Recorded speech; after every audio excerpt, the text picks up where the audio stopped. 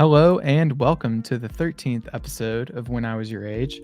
I'm your host, Roland Parker, coming to you from a fall day with just the slightest hint of crispy air. And as always, it is a joy, pleasure, and treat to have you here. Today's guest is Caroline Hardy. I'm super excited to get caught up with her. Before we get into bringing her into the pod, I'm going to go over a little bit of housekeeping.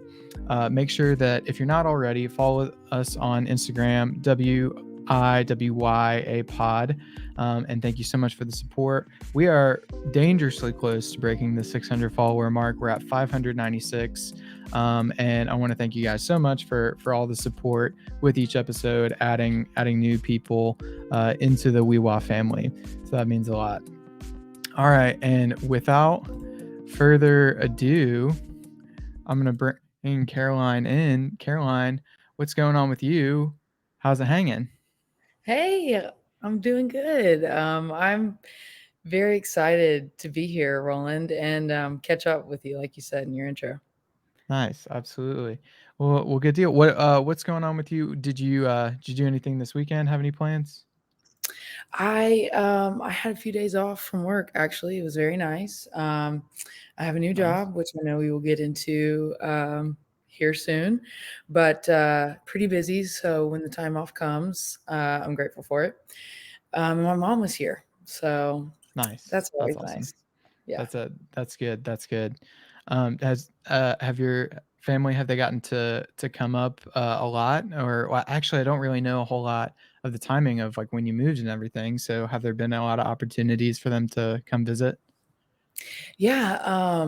So I recently moved to Memphis. And since then, or my previous job, I was way farther away from home in California. So now I'm in Memphis. So the opportunities for my parents to come have been way more frequent than in California, but not as much. Right. Just 'cause how busy, but yeah, get to see them a good bit, which is really nice. Good. That's awesome.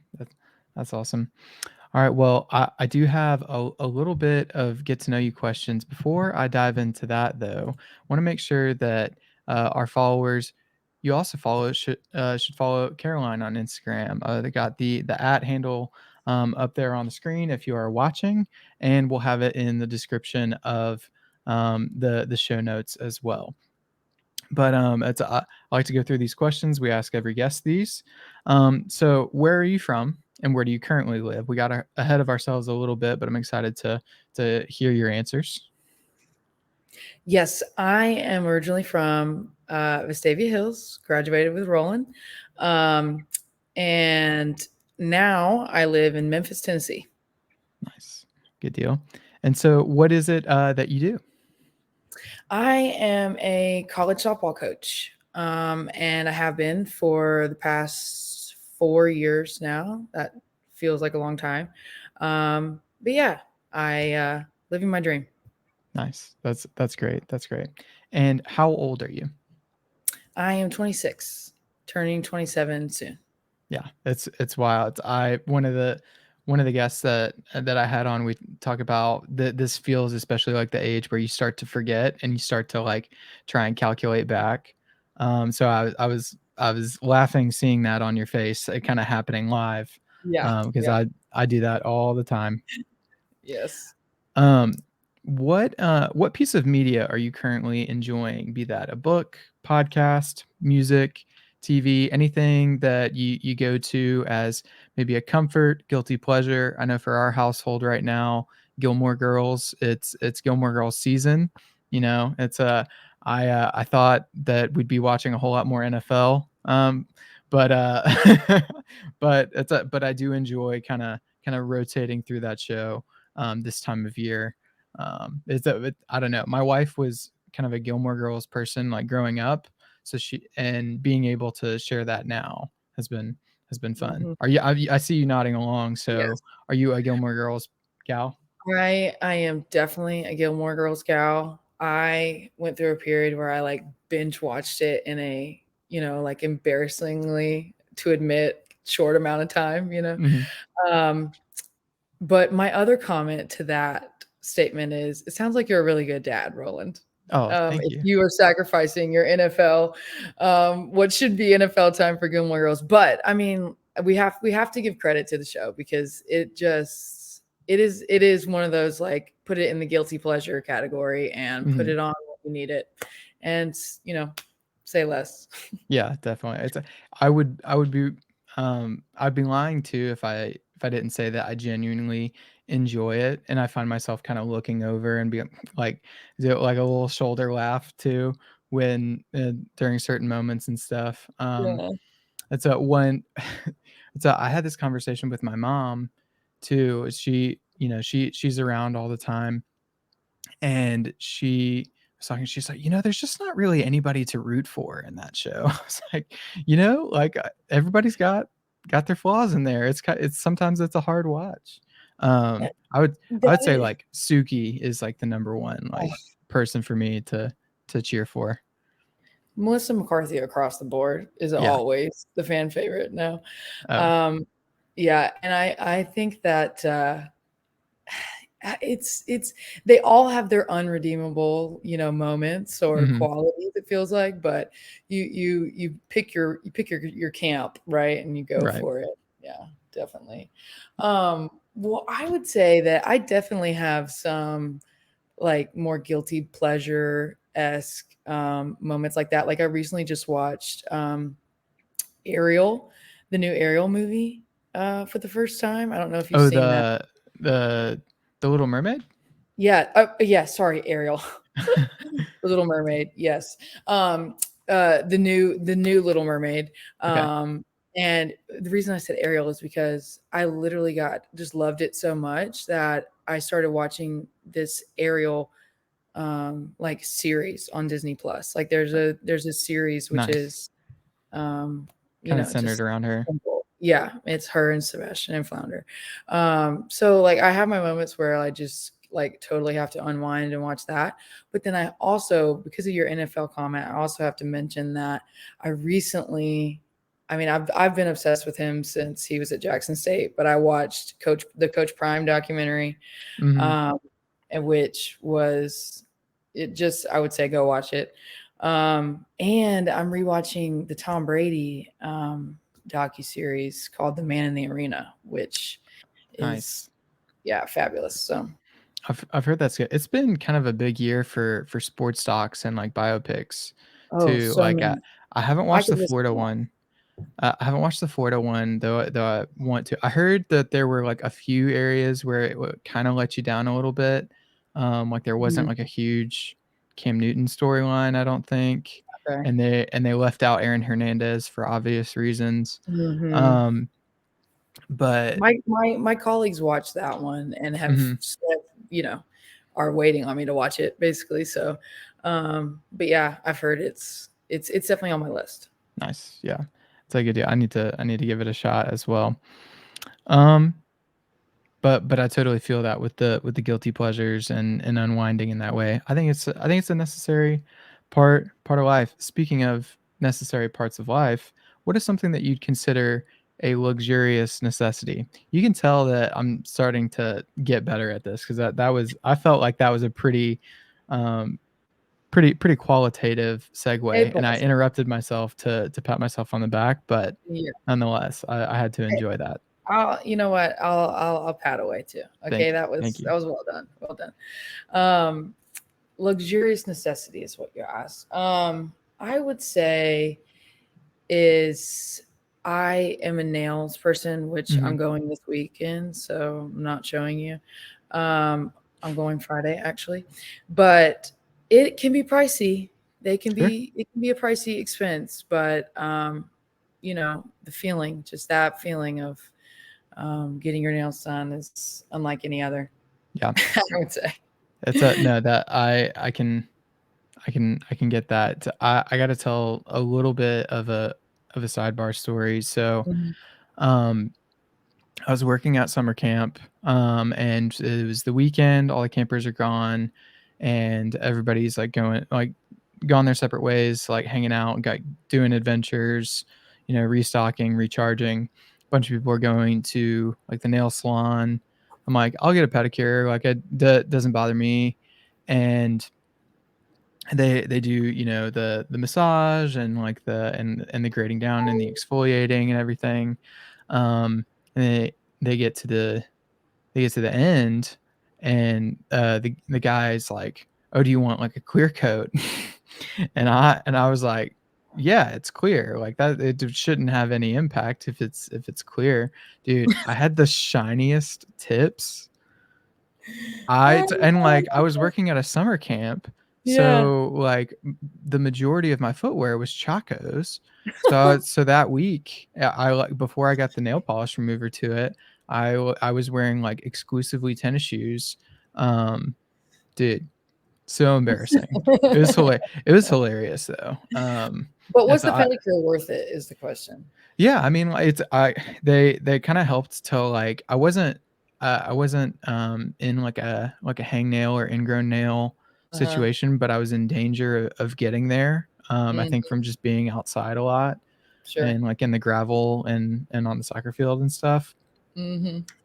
So, like, having that sorted in the exfoliating and stuff, that's a I don't do it very frequently, but, like, I will go. So, It's um worth it. yeah, but now I know if they ask me for a clear coat, I know that that's not what I want. Yeah, For sure. I tell them to, "You can stop there." That's well, we're good. I Yeah. just even me out, shape me up, and we're good to Oh go. my gosh. It's a good deal. So how long has that been something for you that you just like Ooh. enjoy doing for yourself? Yeah, it has been I remember one of the first couple times that I got my nails done was in high school, actually, Roland, for I think we were in the same prom group, weren't we? I feel like that For makes sense. homecoming or It's one of a those. Sure. Yeah, but what it was one of those events like that, and I got my nails done, for that, and that was when I first, like, appreciated it truly. Like, I had gone, earlier in my life, but that was when I was like, "Okay, I like you know, I feel more like myself now." Mhm. You know what I mean? That's good. So and then in college, it became, you know, a guilty pleasure. So, Gotcha. yeah, That's great. Love that. yep. Now Next, now it feels like almost personality defining thing most of the time, and, I'm proud of that also, so. that's great. Do you now like offer advice to people who maybe are on the Oh, cusp of like really starting to enjoy that? Like, hey, oh, here's the color layerings that you need to do. you already are Here, guessing it. yeah, Yeah. Yeah, you know it, excellent. Roland. Yeah. Love that. It's I've been around the way. I know how it goes. So, next question, do you have any bits that you're doing? So any running jokes, inside jokes, things that you do that you do only to make yourself laugh? What does that look like? Yeah, it's funny. I so the team that I'm coaching now, they are a funny group of girls. I'll tell you what, it has been coaching has just been such a pleasure because each team every year is so different and unique, and this one is very funny. And so they have this running joke, this thing that they say all the time. And so they'll say, "You better work, Coach C," just like that. Um, and they also will use the word slay Mm, to answer any question in the affirmative. nice. Like, okay, are we good to go? Slay. It's like, yes. So Oh, so answering as like, yeah, like heard, like, wow. Okay. yeah. Oh, Roland, they use that word. It's okay. So that's Yeah. interesting. I've always when in the recent kind of iterations of Slay, what Uh-huh. I have always took it to be as like, Yes. you're killing that. Slay. You did that, like, oh, that look is a slay. Like, Yes. you killed that, you did that right there, but hearing it as the affirmative of, like, "Alright, guys, we're gonna do this drill." Slay. Heard. Yes. Like, Yes. wow, No, interesting. It's evolving. I am not to the extent of saying we're doing using it all the way into my coaching language, Mhm. um, but I have caught myself once or twice. It just, you are the five people you spend the most time around. Isn't that what they Yes. say? Yeah. That's so funny. So I was uh one of the episodes is with Bennett Smith, Mhm. and that was Oh, one of the love things that guy. that he talked about was that specific like with Kathleen, they find themselves like saying like the very current like young people lingo and like Mhm. slang and stuff like that, and like saying it sarcastically initially, and then it gets integrated and it's stuck. It's stuck in your vocab. Yep. Excellent. Love that. Next question. Um, so I actually have been compiling these into a playlist, Oh, and I think that I'm going to release it. I'll put it out. I'll share the Spotify link. But given the opportunity to replace the national anthem with any song on your playlist, what song would that be? And tell me a little bit about that choice. um, I think that I listened to some of your earlier podcasts, and Bella Aldana, our other classmate, she had a great answer in Dancing Queen. Hmm. Um, I my answer is, and this is, I think it's in the middle of the serious and the Kind of funny, splits that. but mostly funny category is "We Didn't Start the Fire" by Oh, Billy Joel. nice. Yeah, I do feel like that's a good blend. Yeah, I have a history degree, so that was really one of the first things that came to my head was, but I what I chose to study in history was pop culture mostly, Mhm. and it's cool how you get to have a hand on your degree in college, and Yeah. so yeah. Anyway, And so I so think that would be my answer. have Or, you, anything Beyonce. I oh, also right, am a huge anything Beyonce Beyonce. fan. So, yeah, that is can very much be an anthem for, Yeah, definitely. I think we've got some Beyonce represented in the playlist already, but awesome. couldn't hurt to add more. Mhm. Um, so, have you heard the updated version? And is it Blink-182, I think that did Oh, it?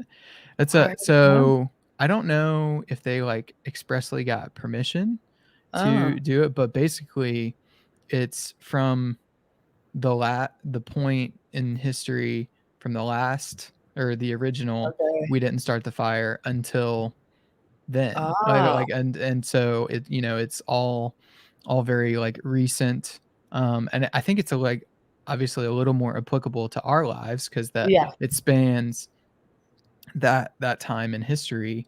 yeah, The overlap is much bigger, but it's interesting to hear because it's like the same tune, same pacing and everything, same chorus, but it's all, obviously like the original song, just all just bam, bam, bam, different cultural events, like over and over, like just shifting all around time, but it's in like the last 25, 30 years.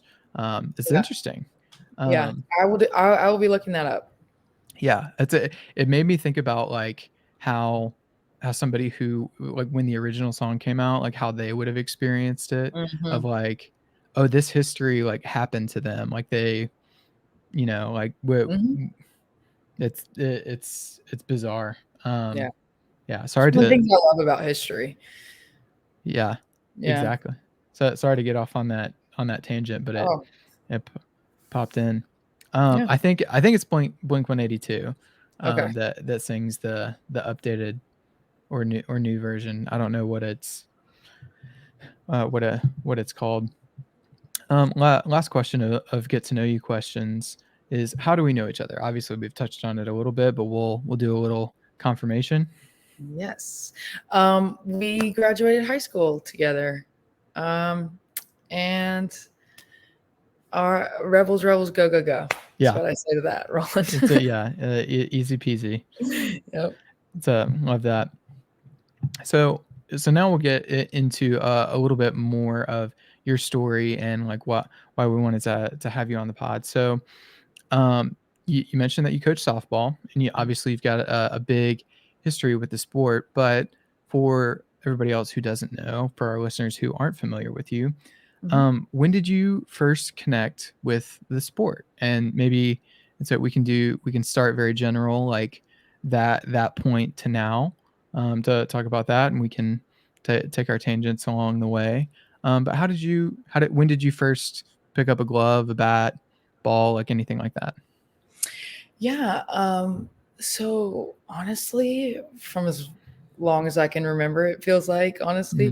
Mhm. Um, and my dad played baseball. So I think that that probably had something to do with it Sure. also. But yeah, so I can remember I played softball from like 5 years old on. And so it's all my memories involve it.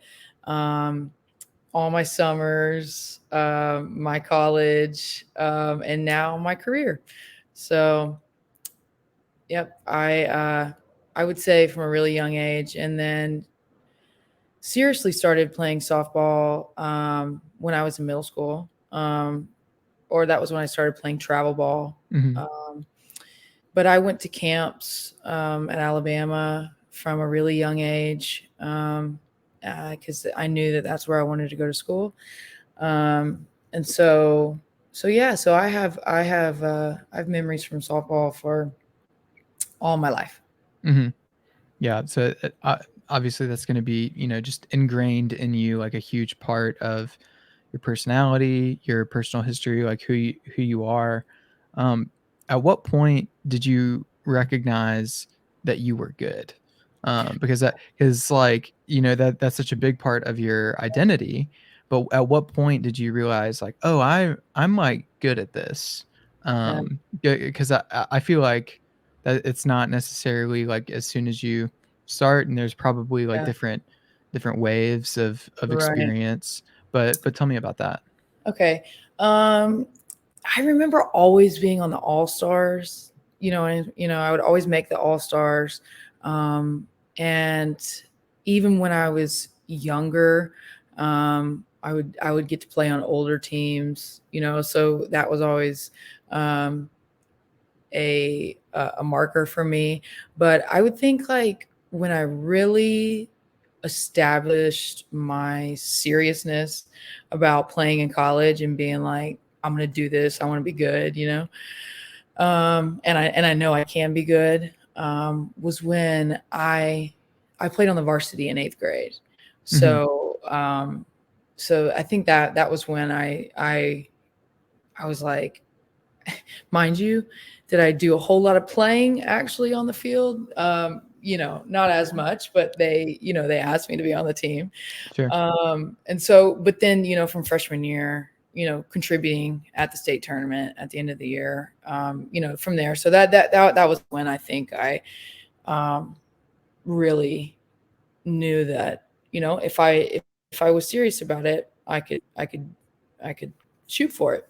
Mhm, yeah, that's awesome. So, correct me if I'm taking this wrong, but it sounds a little bit less like identifying, like, an ability or, like, a performance above your peers, and a decision of, like, "I'm going to do this." Does that sound right to you? Yeah, I think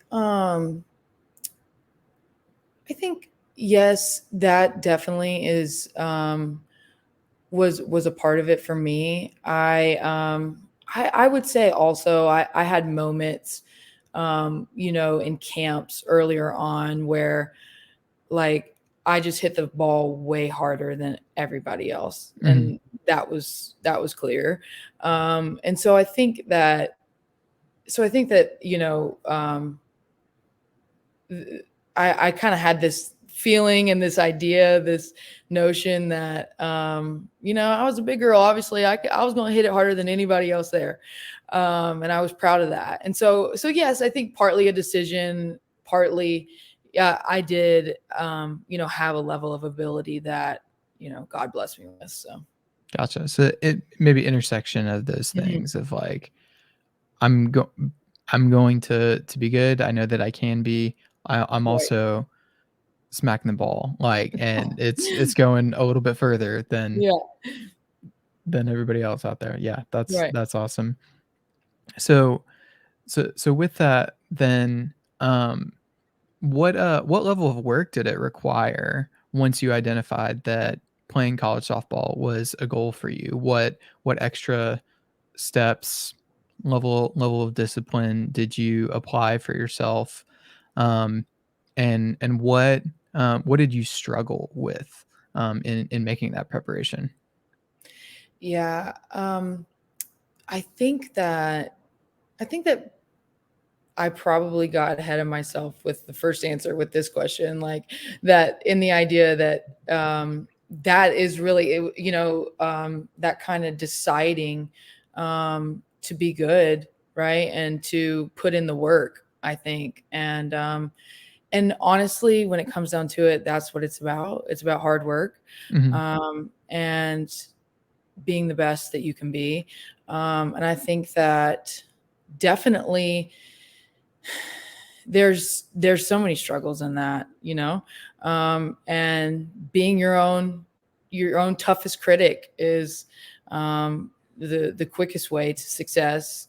um, that I personally, that's the route that I chose for sure. So yeah, so um, that it's hard to get up every day and to commit yourself to being the best you can be. mhm, And I had so many great people around me, that helped with that. And number one being my family. I, it, you know, I I wouldn't be where I am now, and definitely wouldn't have played where I played in college without the support of my family and my mm. parents. So.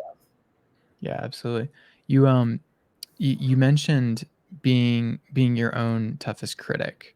So what, give me an example of what, being, being nitpicky with your ability, performance, preparation, what, maybe especially in high school as you're preparing for this goal of, pursuing college athletics at a D1 school. What did that look like? Were you like too hard on yourself, or, what did that look like? Yeah, I think that I think there is a standard and a line in the game of softball, that you have to meet to be able to win, right? And Mhm. and I think that what's interesting about softball is you can be so you can do it 10 out of 10 times in practice and just get in the game, and it'd be a totally different feel, a totally different environment, a totally different Right. mindset, totally different you. And so I think that that's where, for me, that's where I kind of, more of like that toughest critic aspect was I mean, my practice swing felt a little bit different from my game swing, you know what I mean? And Okay. and so yeah, I think that knowing what it takes to be the best, that comes with prices that you have to pay. Whether that be giving up your summers, Mhm. or whatever it might be. So I think that, so yeah, does that answer that? Yeah, definitely, and a, uh, a little bit of what I was hearing was identifying that, like, I know that I can do this, I know that I can swing well here, and I should be able to replicate that in a game time situation, but you Mhm. mentioned there's so many factors, environment, I'm sure weather, but, like, I mean, end of the day, it's a round ball and a round bat, and you're trying to hit it as hard as you can and as straight as you can, and you could still don't get straight up in the air, but, that's, that's, um, that's awesome. So so obviously it's a you played at the University of Alabama. What what was the difference there? In obviously you're going to have different level of athletes that you're playing against and with, different facilities. But what were the key differences that you identified, like within your first couple weeks of practicing?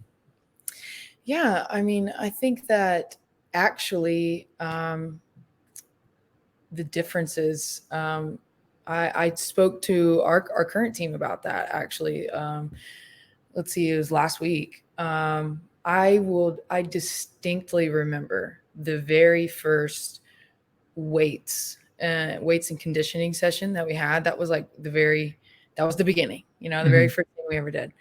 And I had just absolute rock star seniors. Four, um, four women. Haley McClenny, who ended up playing for the United States of America in the Olympics, which is amazing. Hmm. Also, Callie Case, who's from Atlanta, who was like the mom of the team. Andrea Hawkins, who was just a breath of fresh air and always good for a laugh. And then Leona Lafayette, who she she played first base, the same position as me. So she absolutely took me under her wing. And um, she she would show up to like team functions every now and again. So like every time she did, everybody was just so happy. They just were the perfect blend of seniors. Hmm. But anyway, so that was the leaders that we had. And so I remember the very very first session of weights, we took off the line to start warming up, doing a jog, and people just started yelling and screaming, like just loud energy, like, Hmm. yeah, Bama, like, and I'll distinctly remember Haley. Um, she was saying things about the World Series. She was saying things about specifically like playing Florida, right? Because they were a big Right. rival for us. And so that it was just, and to be honest, I was like, whoa, why is everybody yelling? Hmm. Like Yeah. what's all the screaming for? Because it was different, that level of energy and excitement, and the level of attention to detail. That's something that I took away from Alabama. I think that, yeah, the level of play at college and specifically in the SEC is like so fast. I'll never forget some of the first practices. Like I didn't get on the field, didn't get on and off the field fast enough in defense for Coach Murphy when he was hitting us ground balls. And so he got tired of it and hit a ball at my ankles. And Oh. like, hey, if you're not gonna, if you're gonna take it off the shin, then you're definitely gonna remember next time to get on and Mhm. off the field faster, right? Yeah. Just things like that where the game just speeds up. And then I would say, and we've already touched on this, and I just can't help myself. I'm just a mental game person, but the mindset side of college softball is just so hard. You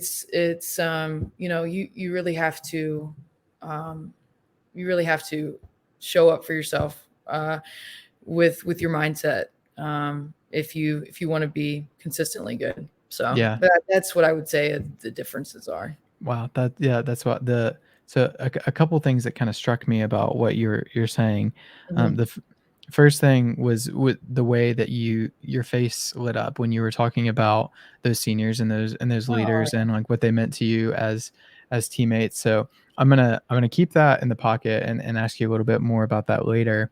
mhm. But then the intensity with and how that felt so much different. Like you could see it right away. People talking long term championships, Mhm. and just the energy with which they were approaching, like being on the line and stuff like that. So, how did you find yourself adapting to that? Did you find yourself buying in pretty quickly, or was there a little bit of a learning curve? Yeah, I mean, I I had been ready. You know what I mean? Like I came into that running test and the only option for me was to dominate it. And I sure did, you know? So I did not leave any room for sink or swim, you know? Nice. Um, so I would say, yeah, but of course there's a learning curve to everything, you know? And did I, just pass everything with flying colors? No, right? Like I said, I got my ankles rocked by Coach Murphy. I mean, like I can list off the things, like I'll never forget. He would say this one where if there was a ground ball that he thought that you should have dove for, like extra Mhm. effort, and you don't dive, he would say he would just stop and he would come out in front of the plate and he would be like, Carol, that's what he called me. Carol, is that are you wearing your favorite shirt today? Is there some reason you don't Mm, want to get your shirt dirty? that's good. Just right, like, never again did he say that to me again. Mhm. Never again did he question whether I had extra effort or not. Yeah. So that's the kind of stuff where yeah, the next level Yeah. kind of thing. Yeah. Sidebar. I love like coach sayings like that. Like, Yeah, you got molasses in your legs. Like it's right, like just right, like stuff like that. It's so yeah, so good, man. Like there's something very personal about maybe the way that they relate to the sport. Obviously, they've been in it for so long, and they can identify so quickly if your effort is right, not up to yeah, snuff, yeah, and it cuts like a little bit differently. It's right. You like right. that shirt? Like, you And don't wanna get it dirty? Like, it's right, so good. and I will quickly say this too, like, what set Alabama apart was Coach Murphy was he had a relationship with you that surpassed anything that happened on the field, Mhm, and so I'll never forget after one of the first times that anything like that happened. I came into the clubhouse later after practice and I was like making myself something to eat or doing something, and he just came up to me, or he like came in the room, and I like flinched immediately, because I was like, okay, here we go. What's it gonna be like? And he was like, Carol, how's history going? Like, and I was a freshman, and mhm, so like he knew, number one, like he was breaking the ice, right? mhm. Number two, he didn't hold a grudge on me because of my performance, my behavior on the field. And then number three, he also remembered that what I was studying, right? And I have to say, Yeah, like, sometimes I catch myself being like, she's in, right? mhm. Like, what is she, right? So that's the kind of things that you know that that it matters when you have that relationship with them, that and that was that was what was special about my college experience, for sure. Was and what made Alabama unique. So Yeah, absolutely. So you've seen very clearly what, that impact has felt like on the athlete level, mhm. but now you're in a coaching role.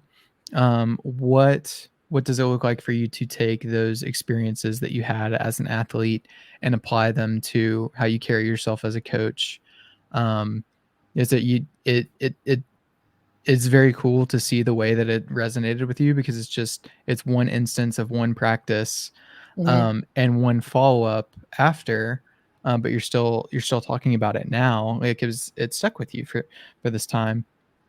So how do you try to make that impact with your players now?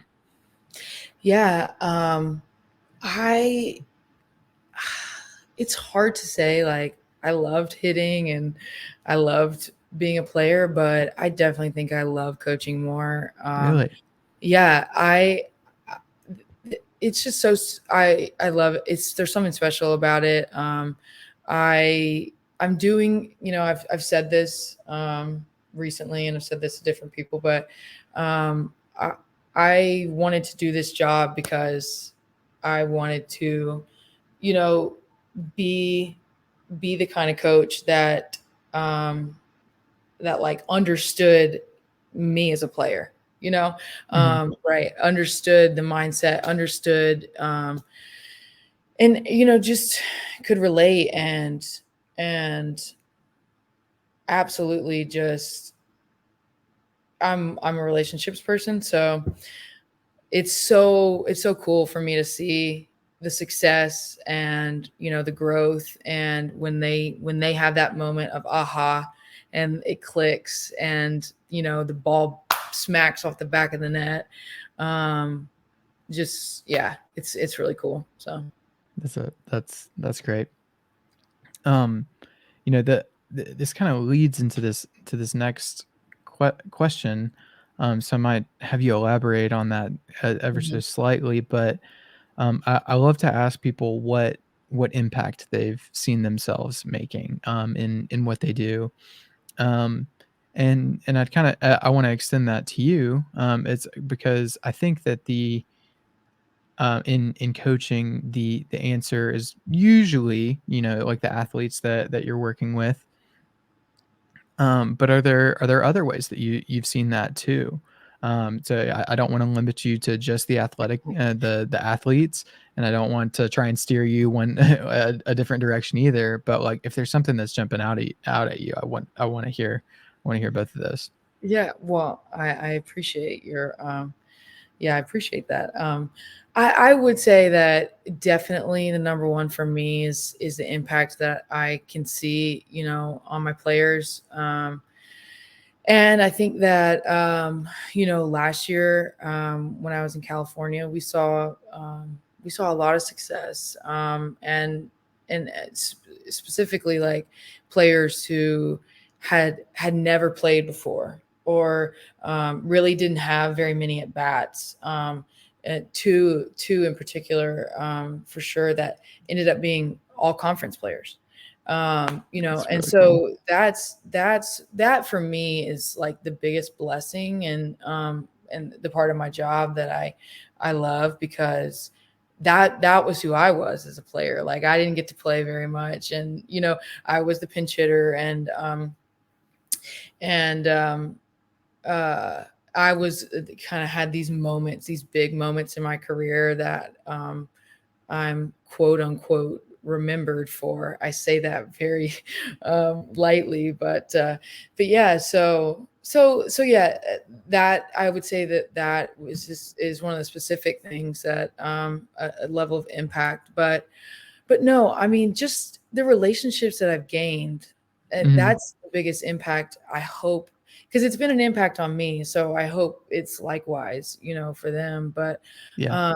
I have players, even just this week, I had a player from when I coached in North Georgia, Teresa. I call her T Money. She T Money was texting me this week. Hey, Coach Caroline, how are you? And each team called me something different, so I have all different names. That's just the kind of stuff that yeah, it's made such an impact on me, and I just hope it's been a little bit the other way around. So Yeah, that's awesome. Well, just to kind of say, knowing what I know about you and how you've carried yourself, and the the way that you connect with people, I'm sure that is the case. So oh, I it's appreciate if there's any of Coach Caroline's athletes listening, make sure that you let us know. It's a what kind of impact she's had. Um, so going back to this idea, you talked about the seniors and the leadership that they had taking you under the wing. Um, what I wanted to get at is, I imagine that being in softball for as long as you have been, that. that you would have experienced a lot of different interactions with the softball community in general.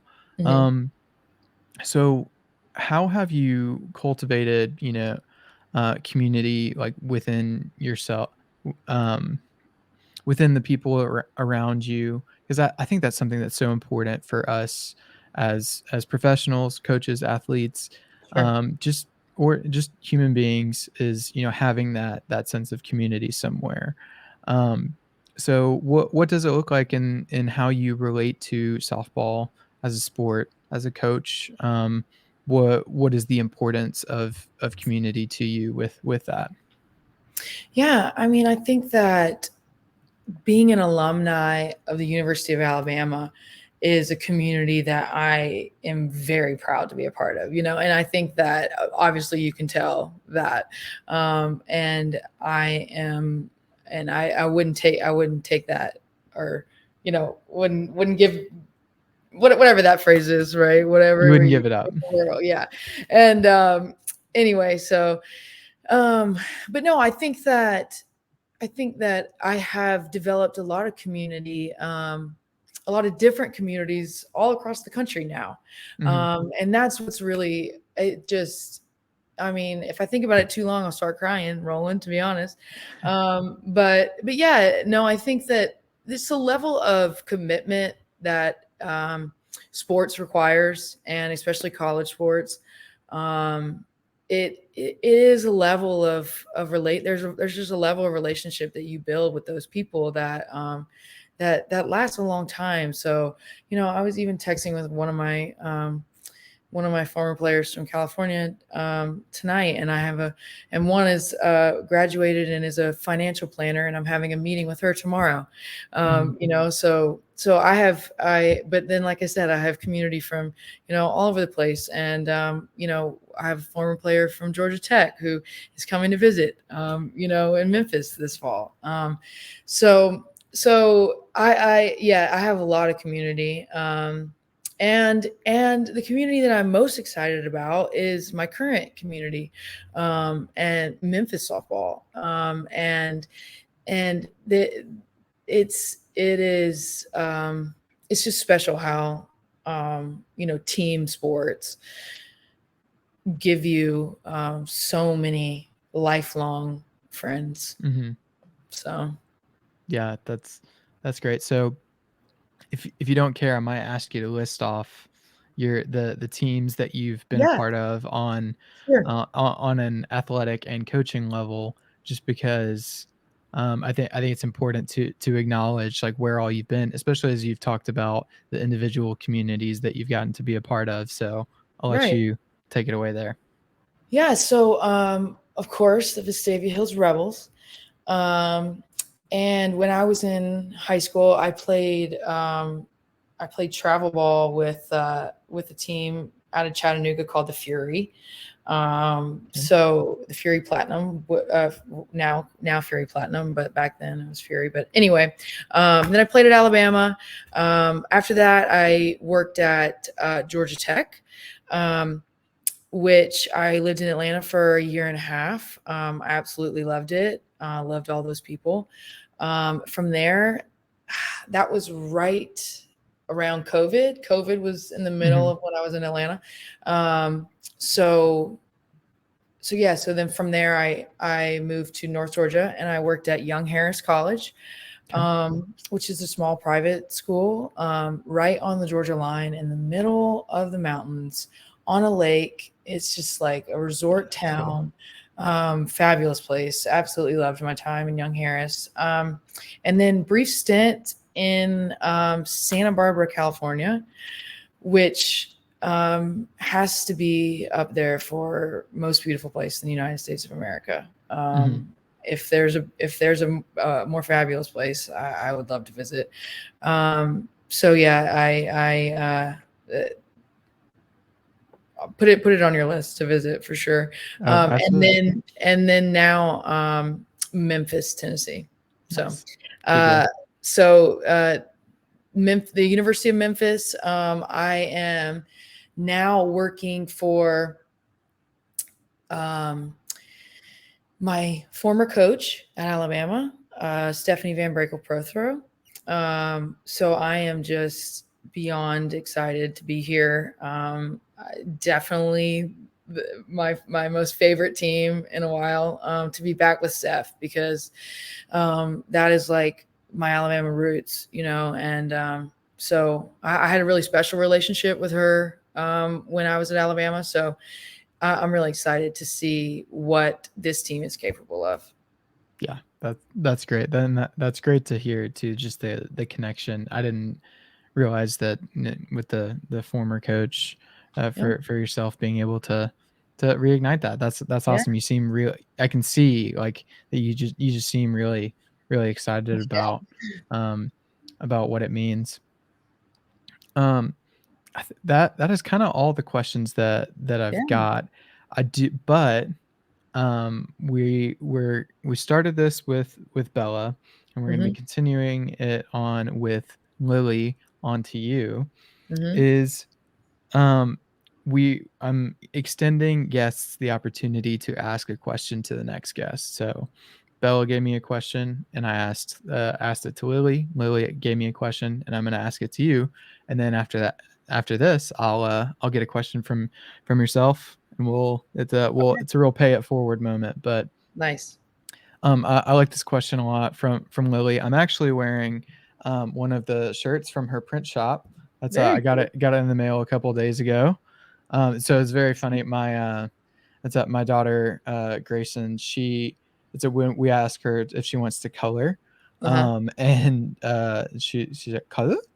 Yeah, Oh. and she says it, but like if she like saw my shirt and like because it's like the crayons on the print, she was like, "Color?" And like asked about it. It's like as if like the action was like the This.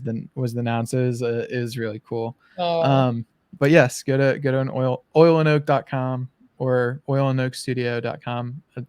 I forget the domain name, but you Nice though. you can check it out there.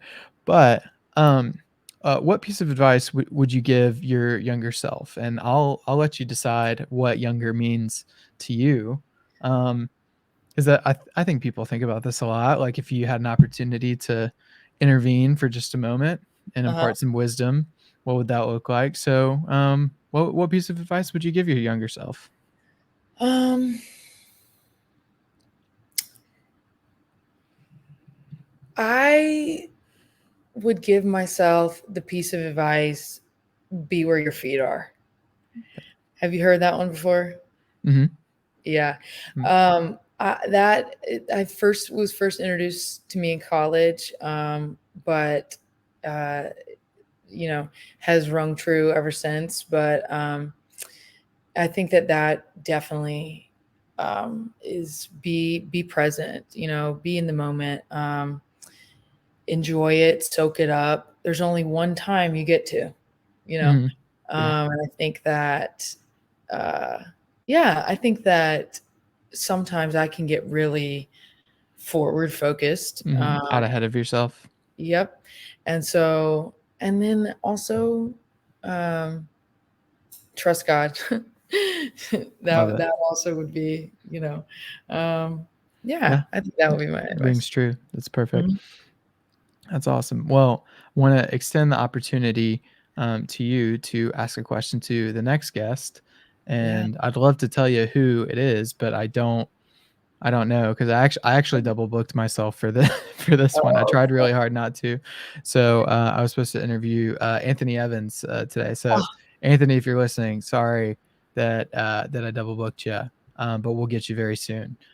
So I what actually saw Anthony recently, Oh, um, nice. and I know that you and Bella talked about weddings. I saw him at a wedding recently. At Curran's wedding? Yes, Current's wedding. Yes, actually, so Shout out I to the did. Salters. Yes, I saw Curran and Ben Uh-huh. together at Ben and Kendall's wedding. So Uh-huh. Ben Waldsmith and Kendall, Yes. now Waldsmith. Also, and that was I like made the connection because I knew Ben from like playing baseball when we were really little, Mhm. and I was like, oh, that's really cool that um I don't know, like it's at like different like corners of my life, like people coming together, and now it's a relating that too. But that's awesome. Um, so, but yes, all that Okay. to say, Yeah. what question do you want to ask to the next guest? Actually, this is a question that my boss we suggested for one of the recruiting materials. And I actually like love it. And she's asked this before, but what is the best piece of advice that you've ever received? I think Mm, it is that's good. it's not dissimilar to the question I was asked, so hopefully it's different Hmm. enough for you, Roland. But yeah, I think it's an interesting thing to think about. No, I love that. I love that too because that it's open to so many different perspectives there because Mhm. it's just gonna resonate very very differently. Like it Mhm. could be something that you learned when you were really young, or Yeah. guess maybe it's more about the person that you got it from. But no, Yep. that's great. So I look forward to asking that in the next episode. Good deal. Well, that is going to conclude our time on When I Was Your Age. Caroline, thank you so much for taking the time to do this. It's been such a treat to get to talk to you today. Definitely. I thank you so much for having me, Roland. I really appreciate it. Yeah, absolutely. All right, folks. Well, that is going to be the end of this episode, and we will see you in the next one. Take care.